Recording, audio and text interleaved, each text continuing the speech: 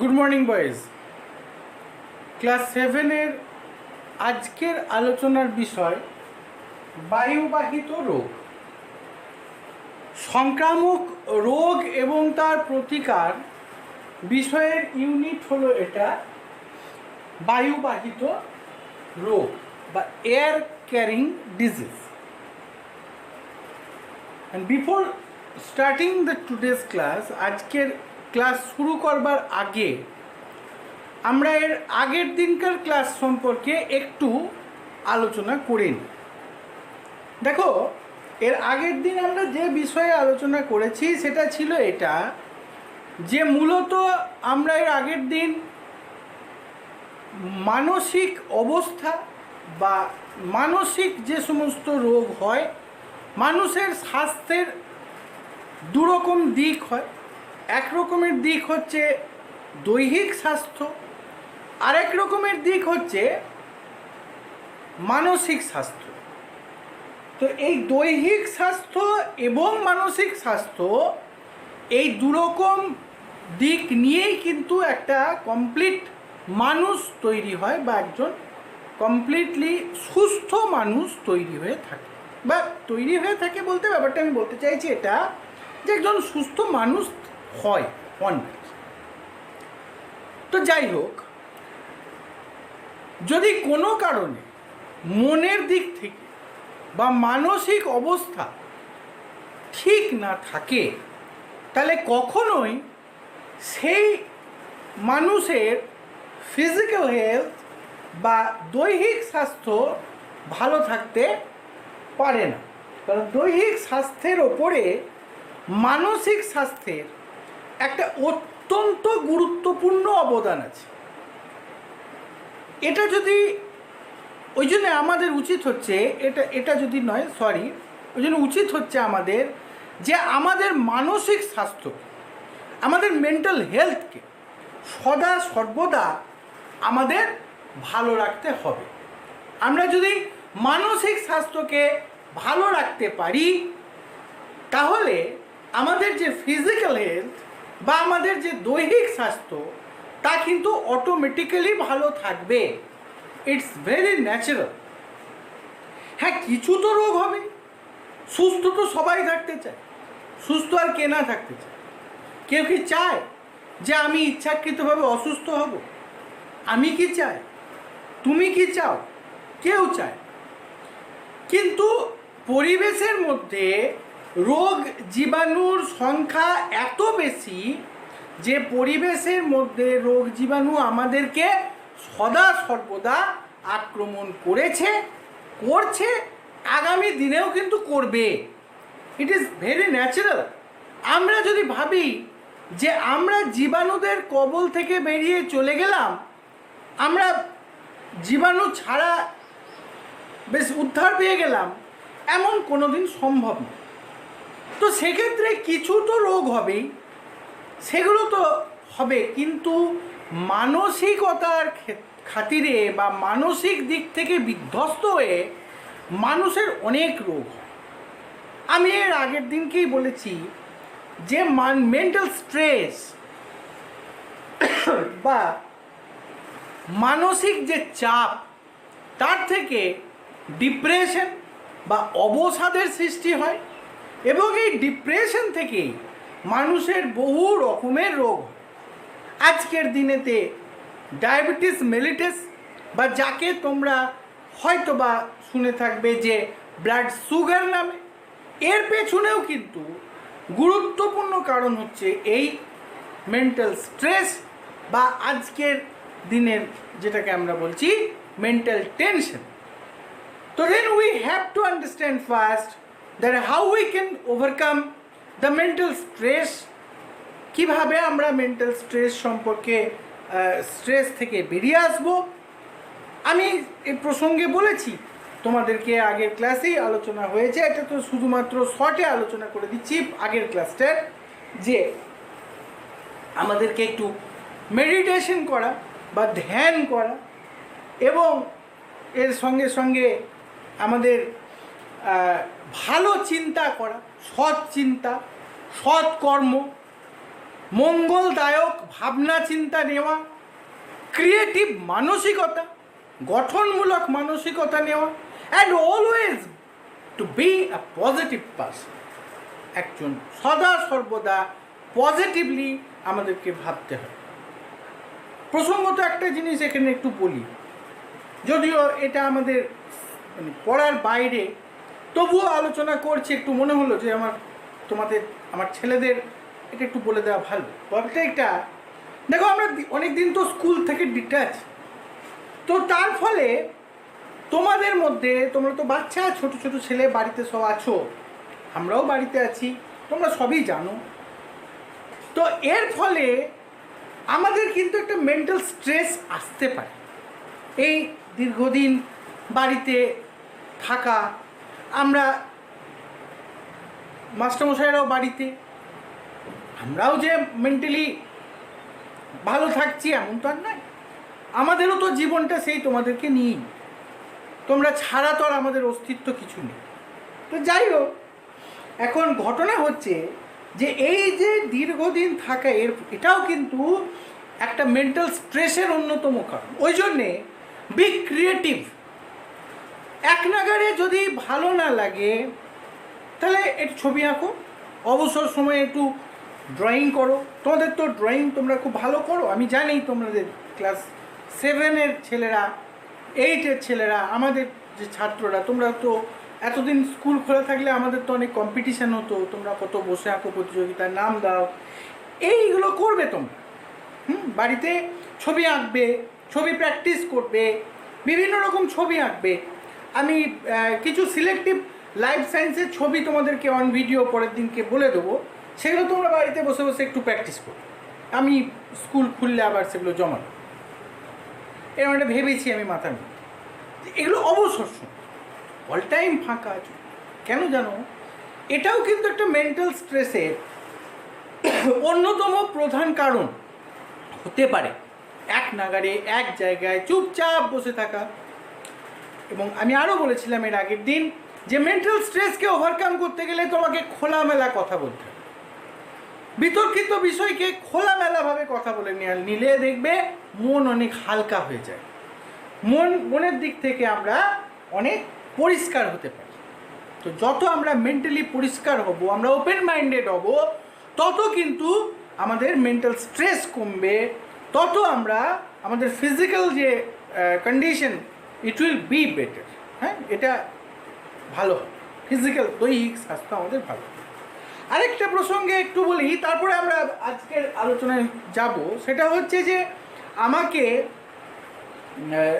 দু একটি ছেলে ফোন করেছিল, তো তারা আমাকে বলেছে যে স্যার, এই জৈব জীব বৈচিত্র্যতা সম্পর্কিত বিষয়, দেখো জীব বৈচিত্র্যতা সম্পর্কে আমি আগের দিনকার ভিডিও ক্লাসে আগের টেন্টেটিভলি ডেটটা আমি পরে বলে দিতে পারবো, আমার এই মুহূর্তে মনে নেই, তো দিয়েছি, ভিডিও অলরেডি দেওয়া হয়েছে। তবুও বলি যে জিনিসটা একটু সামারি করে দিই। দেখো, জীব বৈচিত্র্যতা ব্যাপারটা কিছু না, আমাদের চারিপাশে বিভিন্ন প্রকার জীবের যে উপস্থিতি আমরা দেখতে পাই, বস্তুতপক্ষে তাকেই আমরা বলি জীব বৈচিত্র্যতা।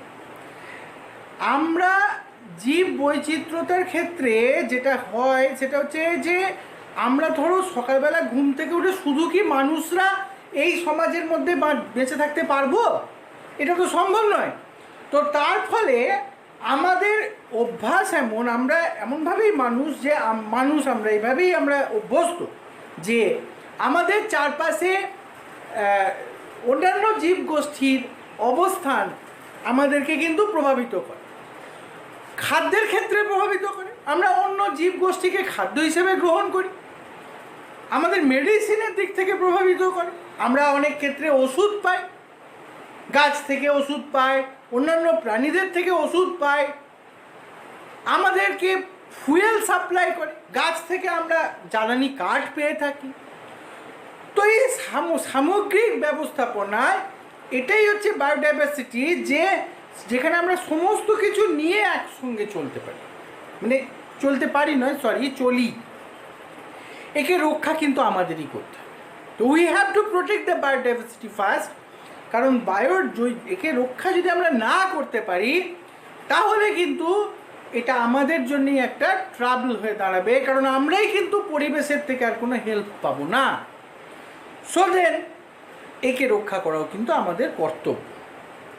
তো let us come back to the point. আজকের আলোচনার বিষয় সেটা হচ্ছে বায়ুবাহিত রোগ। বায়ুবাহিত রোগ প্রসঙ্গে প্রথমত একটা গল্প বলি, তোমাদের সিলেবাসের মধ্যেই আছে। কানাডার ভূখণ্ডের দখল নিয়ে লড়াই চলছিল ব্রিটিশ সৈন্যদের সঙ্গে সেখানকার অধিবাসী ফরাসি এবং স্থানীয় আমেরিকান অধিবাসীদের মধ্যে। এই লড়াইয়ের সময় কি হয়েছিল জানো? গল্পটা তোমাদের বইতেই পুরোটাই আছে, তোমরা পড়ে নিতেও পারবে। লড়াইয়ের সময় যেটা হয়েছিল সেটা হচ্ছে যে ক্যাপ্টেন সাইমন ইকুয়েরার সন্ধির প্রস্তাব পাঠিয়েছিলেন আমেরিকার উপজাতির সর্দারের কাছে, আর সঙ্গে কি পাঠিয়েছিলেন জানো? দুটো কম্বল আর দুটো রুমাল। এই দুটো ছিল বসন্ত রোগে ব্যবহার করা বা বসন্ত রোগে মারা যাওয়া দুজন সৈন্যের ব্যবহার্য কম্বল এবং রুমাল। তার ফলে অপোনেন্ট গোষ্ঠী সম্পূর্ণরূপে এই রোগে আক্রান্ত হয়ে যায় এবং এরা যুদ্ধে জিতে যায়। তাহলে এয়ার ক্যারিং ডিজিজ এই গল্পটার মধ্যে দিয়ে যেটা তোমায় বোঝানো হয়েছে সেটা কি না, বায়ুবাহিত রোগ বাতাসের মাধ্যমে ছড়ায়। তাহলে বাতাসের মাধ্যমে যে রোগ ছড়াবে, আমরা মানুষরা বাতাস ছাড়া তো কেউ নেই, বাতাসের মধ্যেই তো আছি গো। তাহলে আলটিমেটলি কি হবে না, বাতাসের মধ্যে দিয়ে যে রোগ ছড়াবে সেই রোগ কিন্তু খুব চটজলদি ছড়িয়ে পড়বে। এক্ষেত্রে কণা সংক্রমণ, যাকে আমরা ইংরেজিতে বলে থাকি ড্রপলেট, এবং ধুলো সংক্রমণ, ধুলোর মাধ্যম দিয়ে যে রোগ জীবাণু ছড়িয়ে পড়ছে তাকে বলা হচ্ছে ধুলো সংক্রমণ। কণা সংক্রমণ বা ড্রপলেটের মধ্যে দিয়ে সংক্রমণ কিভাবে হয়? ধরো হাঁচি বা কাশি, আমরা যখন হাঁচছি বা কাশছি তখন, অথবা জোরে জোরে কথা বলছি বা থুতু ফেলার সময় রোগীর শরীর, যদি কোনো ব্যক্তি রোগী হন তাহলে তার শরীর থেকে যে জীবাণু সেগুলো কিন্তু এই কথা বলবার সময় মানুষের মুখ থেকে প্রচুর সূক্ষ্মাতি সূক্ষ্ম কণা বেরিয়ে আসে, লালার কণা বেরিয়ে আসে, থুথু বেরিয়ে আসে। তো এগুলোর মধ্যে দিয়ে কিন্তু জীবাণু সংক্রামিত। কোথায় সংক্রামিত না, সামনে যে আছে সে। ওই জন্যে সাধারণভাবে যে স্বাস্থ্যবিধি, সেখানে দেখবে পরিষ্কার একটা ইনস্ট্রাকশন আমাদের বাবা মায়েরাও আমাদের শেখান, তোমরা আমাদের ছাত্ররা, আমরা তো তোমাদের শিখিয়েই থাকি, বলেই থাকি ইউজুয়ালি, যে যখন হাঁচবে, যখন কাশবে, তখন তুমি মুখটা ঢেকে হাঁচো বা মুখটা ঢেকে কাশো। ধরো তোমার হাঁচি বেজে, এতে কি হয়? কাশি বেজে, এতে কি হয়? এতে এই কণা সংক্রমণটা বন্ধ হয়। এখনকার দিনেতে তোমরা অলরেডি দেখছো যে আমরা প্রায় প্রত্যেকেই মাস্ক ব্যবহার করা ম্যান্ডেটরি হয়ে গেছে, মাস্ককে ব্যবহার করতেই হচ্ছে। It is also a good for the droplet, কী বলবো, ইনফেকশন। ড্রপলেট বা কণা সংক্রমণের ক্ষেত্রে মাস্ক ব্যবহার করা খুব ভালো, কারণ মুখটা নাকটা সবসময় ঢাকা থাকছে। এই হচ্ছে কণা সংক্রমণ। আমরা যখন সাধারণভাবে কেউ কথা বলছি তখনও কিন্তু আমাদের কথার মধ্যে দিয়ে রোগ জীবাণু ছড়িয়ে পড়তে পারে যদি আমার ভেতরে রোগ থাকে। এমনও হয়ে থাকে, অনেক ক্ষেত্রে এমনও হয় যে আমি নিজে জানিই না যে আমি রোগগ্রস্ত, সেই অর্থে কোনো সিমটম নেই আমার মধ্যে, অথচ আমার অভ্যন্তরে রোগ আছে, তা আমার থেকে অন্যতে ছড়িয়ে পড়তে পারে। তো দিস ইজ হচ্ছে ড্রপলেট ইনফেকশন বা কণা সংক্রমণ, একে রোধ করবার জন্যে আমাদেরকে নাক মুখ ঢেকে রাখা, নেকে হাঁচা বা কাশা, হ্যাঁ, মাস্ক ইউজ করা বাধ্যতামূলক, উচিত। আমি তো উচিত বলে ছেড়ে দিতে পারি না, আমি তো বলবো যে তোমরা করবে, এটা করাই দরকার। চলো let's come back to the next point, সেটা হচ্ছে ধুলো সংক্রমণ। আমরা এই যে বাতাস, এই দেখবে একটা জিনিস দেখবে লক্ষ্য করে, আমি একটা এক্সাম্পল দিই তোমাদের।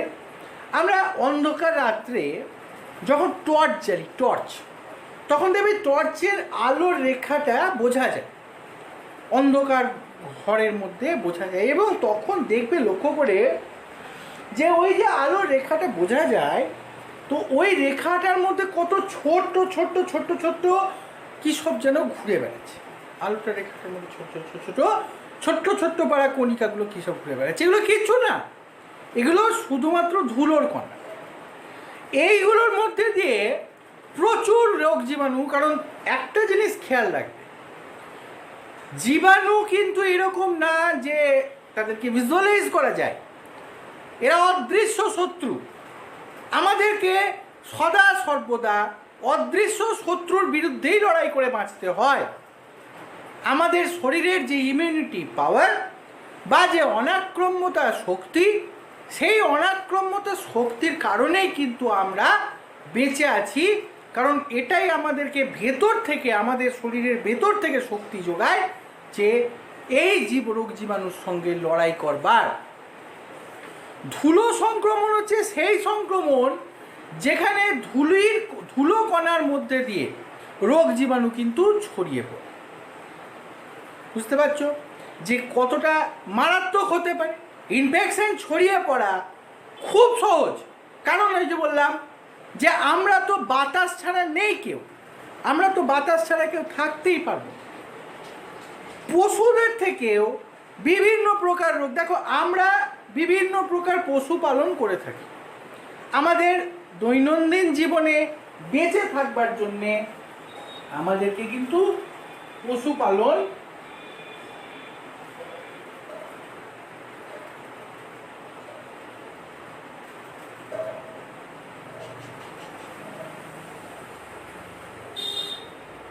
আমাদের সঙ্গেই কিন্তু এই পশুপালন কথাটা জড়িয়ে আছে। কারণ দেখো, পশুপালন করলে বাড়িতে আমরা যদি দুটো পশুকে পালন, ধরো দুটো ছাগল পুষেছি, ধরো দুটো মুরগি পুষেছি, ধরো দুটো গরু পুষেছি, পশুপালন।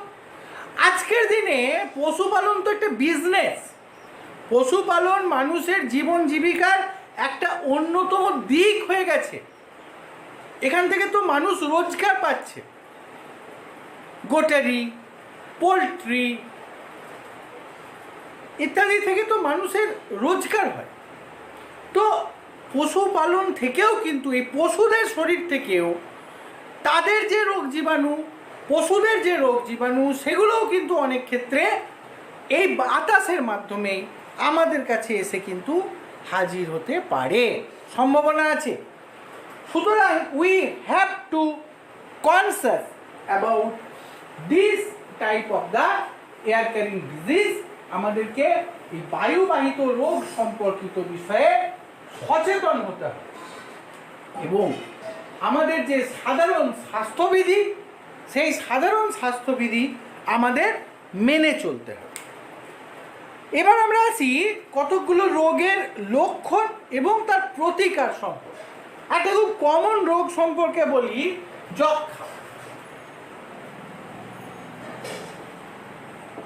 এর সাধারণ ক্ষেত্রে এর রোগের লক্ষণ হচ্ছে এক নাগারে খুব জ্বর হয়, কাশি, এবং একটু বেশি মাত্রায় যখন এই রোগ হয় তখন থুতুর সঙ্গে রক্ত পড়া, মানে যে থুতু বেরোচ্ছে তার সঙ্গে রক্তও আসতে পারে।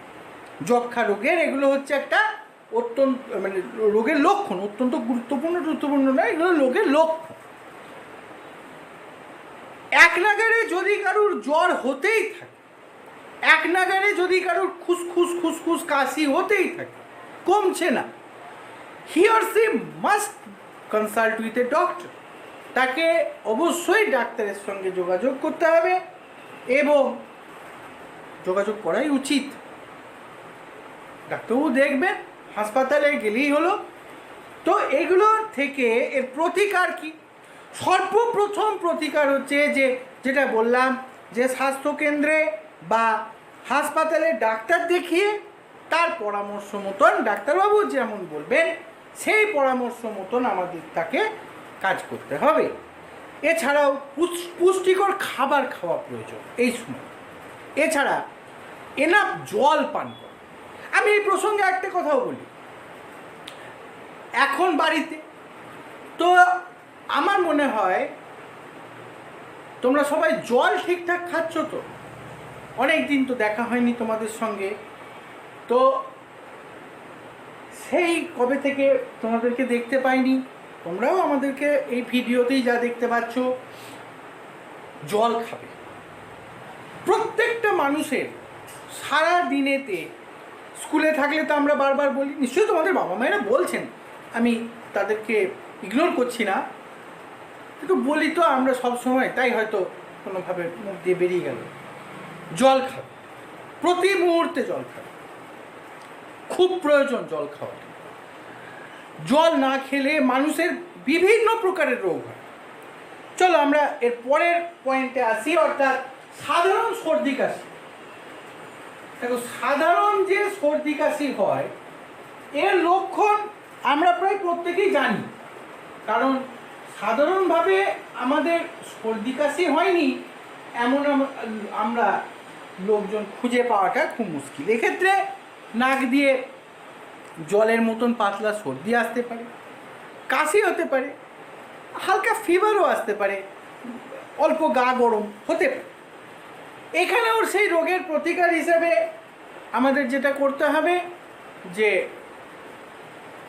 কনসাল্ট উইথ দ্য ডক্টর, এবং অবশ্যই আমাদেরকে উপযুক্তভাবে ওষুধপত্র গ্রহণ করতে হবে। বা আরও কিছু প্রতিকার আছে, যেমন খুব চলতি প্রতিকার হচ্ছে এগুলোর ক্ষেত্রে একটু তুলসী পাতা, মানে মেডিসিনাল প্ল্যান্ট যেগুলো, তুলসী পাতা, সব মেডিসিনাল প্ল্যান্ট নয়, তুলসী পাতা সাধারণ সর্দি কাশির ক্ষেত্রে খুব উপকারী, খুব ভালো, আমরা ইউজ করতে পারি, খেতেই পারি। বাড়িতে আমাদের গ্রামাঞ্চলের দিকে তো তুলসী গাছ আছে, প্রচুর আছে, পাওয়া যায়। ইনফ্লুয়েঞ্জা, এর ক্ষেত্রে হাঁচি বা কাশি কিংবা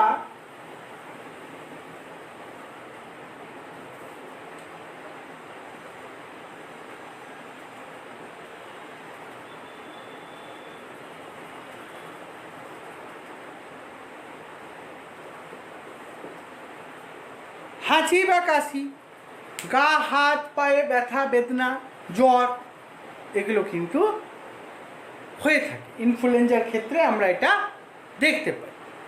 এক্ষেত্রেও সেই একই জায়গা, আমাদের রোগের প্রতিকার হিসাবে একইভাবেই consult with the doctor immediately, ঠান্ডা লাগানো চলবে না, ইত্যাদি।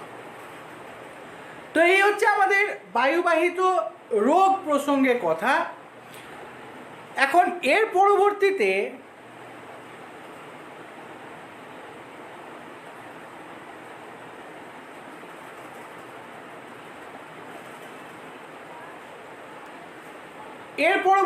যেটা আবার আমাদের আলোচনা হবে সেটা হচ্ছে যে আমরা এর পরের দিনকার ভিডিওতে অ্যালার্জি ওরিয়েন্টেড কথা বলবো। তোমাদের এখানে বায়ুবাহিত রোগেরই ওটা সেকেন্ড পার্ট হবে, অর্থাৎ ওখানে বায়ুবাহিত রোগেরই সেকেন্ড পার্টেতে আমাদের কাঠের গুঁড়ো বা ফুলের রেণু, হ্যাঁ, ইত্যাদি নিয়ে দেখবে অ্যালার্জি ওরিয়েন্টেড কথা আছে। আমি ওটা আজকাল ডিসকাশনে যাব না, আমি ওটা এর পরের দিনকার যে ভিডিও তোমাদেরকে দেবো সেই ভিডিওতে আবার ওটা আলোচনা করব। তো আজকের ভিডিওকে আমরা যদি সামারি করি তাহলে হলো যেটা, যে আমরা বায়ুবাহিত রোগ সম্পর্কে জানলাম, এবং বায়ুবাহিত রোগের ক্ষেত্রে প্রতিকার বলতে গেলে যেগুলো, সেগুলোও আমরা মোটামুটিভাবে আলোচনা করলাম। আর এখনকার যে যুগ, আমাদের যে এখন যে পিরিয়ডের মধ্যে, যে টাইমের মধ্যে আমরা চলছি, তাতে করে এগুলো দেখবে অল টাইম সবসময় কথায় হচ্ছেই পরিষ্কার পরিচ্ছন্ন থাকা, হ্যাঁ, এগুলো মানুষের সাধারণ স্বাস্থ্যবিধির মধ্যেই পড়ে। তোমরা সবাই ভালো থেকো, সুস্থ থেকো। আবার বলে দিচ্ছি, ভালো করে জল খেও। জল আমাদের খুব গুরুত্বপূর্ণ, যে পরিমিত পরিমাণ জল খাওয়াটা আমাদের জন্য ম্যান্ডেটরি, প্রয়োজন। Thank you all. সবাই ভালো থেকো, সুস্থ থেকো। ওরিয়েন্টেড কোশ্চেন তোমরা গ্রুপে পেয়ে যাবে। থ্যাঙ্কস।